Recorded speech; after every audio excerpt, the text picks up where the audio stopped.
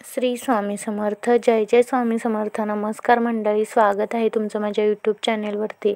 आजचा दिवस तुम्हाला खूप छान, सुखाचा, आनंदाचा जावो हीच मी स्वामींच्या चरणी प्रार्थना करते आणि आज या नवीन व्हिडिओला सुरुवात करते. तर आज आपण या व्हिडिओमध्ये आज असणाऱ्या बुधवार आयुध नवमी म्हणजे शस्त्रपूजा, सविस्तर पूजा विधी किंवा ही पूजा का करावी, ही पूजा करण्याची सोपी पद्धत काय आहे आणि नेमकी पूजा कशी करावी ही सविस्तर माहिती ह्या व्हिडिओमध्ये आपण पाहणार आहोत. तर व्हिडिओ स्किप न करता शेवटपर्यंत नक्की बघा.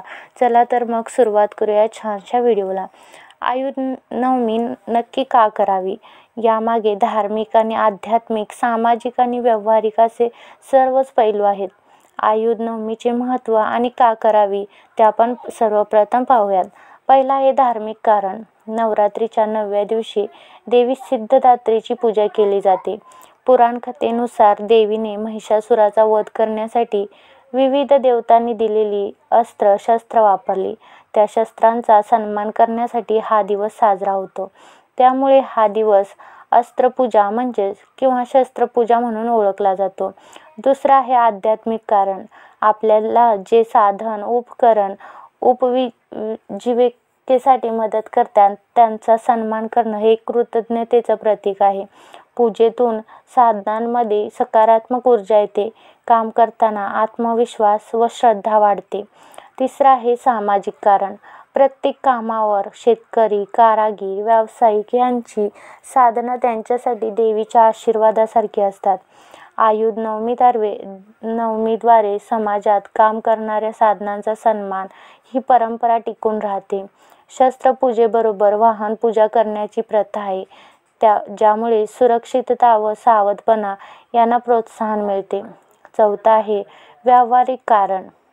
साधन किंवा वाहन या दिवशी स्वच्छ केली जातात, नीट सांभाळली जातात. त्यांचा योग्य उपयोग, देखभाल, उपयोग व सुरक्षिततेची जाणीव होते. कामासाठी लागणाऱ्या वस्तूंची देखभाल व सुरक्षितता याची आठवण करून देणारा हा दिवस. याचे परिणाम काय आहे तर देवीची कृपा मिळते, यश, समृद्धी येते, कामधंद्यात अडथळे कमी होतात, वाहन सुरक्षित राहते, अपघात टळतात अशी श्रद्धा आहे. उपजीविकेच्या साधनांचा आदर केल्याने जीवनात समाधान व प्रगती मिळते.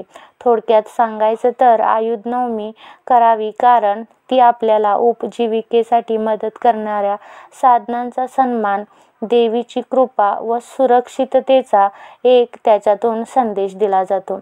आता आपण पाहणार आहोत आयुध नवमीसाठी शस्त्रपूजेसाठी घरगुती सोपी पद्धत काय आहे, पूजाविधी काय आहे. तर तुम्हाला आयुध नवमी शस्त्रपूजन विधी घरगुती सोपी पद्धत हवी आहे तर आपण ह्या व्हिडिओमध्ये पाहूयात. आयुध नवमी घरगुती सोपी पूजा पद्धत. तयारी त्याची पहिला तयारी काय करायची तर सकाळी स्नान करून स्वच्छ कपडे घालावे. घरातील वाहन, कामाची साधनं, शस्त्र जर असतील तर पंखा, मिक्सर, संगणक, शेतातील नांगर इत्यादी तुमच्या घरी जे असतील साधनं ती स्वच्छ करून धुवून पुसून घ्या. एक पाट किंवा चौरंगावर लाल किंवा पांढरा कपडा अंथरावा. पूजेसाठी लागणारी सामग्री आपण पाहूया. तर पहिल्यांदा आहे हळद, कुंकू, अक्षता तांदळाचे दाणे, फुले किंवा हार, अगरबत्ती किंवा धूप, कापूर, नारळ, गोड पदार्थ नैवेद्य इत्यादी. त्याच्यानंतर आता पूजा पद्धत बघूया. प्रथम घरातील देवी घट समोर धूप, दीप, नैवेद्य अर्पण करून प्रार्थना करा. नंतर स्वच्छ केलेले वाहन किंवा साधन समोर आणा. हळदी कुंकू लावा, अक्षता शिंपडा, स्वस्तिक काढा. त्यानंतर त्याला फुले अर्पण करा. नंतर अगरबत्ती किंवा धूप दाखवा. त्यानंतर कापूर प्रज्वलित करून सर्वांनी आरती म्हणा. शेवटी नारळ आणि गोड पदार्थ अर्पण करा. चौथा आहे मंत्र प्रार्थना म्हणण्याजोगे जर की तुम्हाला किंवा साधं बोलून प्रार्थना जरी तुम्ही म्हटली तरी चालेल. हे देवी माझ्या या साधनातून, या वाहनातून अपघात दूर ठेव, यश आणि समृद्धी दे, माझा धंदा कामधंदा उत्तम चालू दे, अशी प्रार्थना तुम्ही करू शकता. त्याच्यानंतर पूजा झाल्यानंतर त्या दिवशी वाहन साधन शक्यतो वापरू नका. दुसऱ्या दिवशी दसऱ्याला त्याचा शुभारंभ करा, जे अत्यंत मंगल मानले जाते. त्याच्यानंतर ह्याचे फायदे काय आहे तर साधनांची कदर व सन्मान होतो. त्याच्यानंतर देवीची आपल्यावर कृपा मिळते, कृपा राहते, कामधंद्यात प्रगती होते, अपघातापासून संरक्षण आणि घरात सुख समृद्धी येते. ही आहे आयुध नवमीची म्हणजे शस्त्रपूजेची घरगुती आणि आपल्याला सर्वांनाच करता येईल अशी सोपी पद्धत. त्याच्यानंतर आपण पाहणार आहोत शस्त्रपूजन दिवशी काय करावे म्हणजे मुहूर्त काय.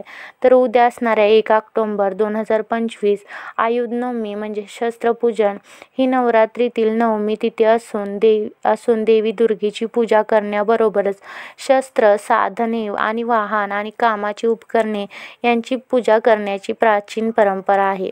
आयुध नवमी म्हणजे नक्की काय तर आयुध म्हणजे शस्त्र किंवा साधन. हा दिवस मुख्यतः शस्त्र उपकरणांची पूजा करण्यासाठी आहे.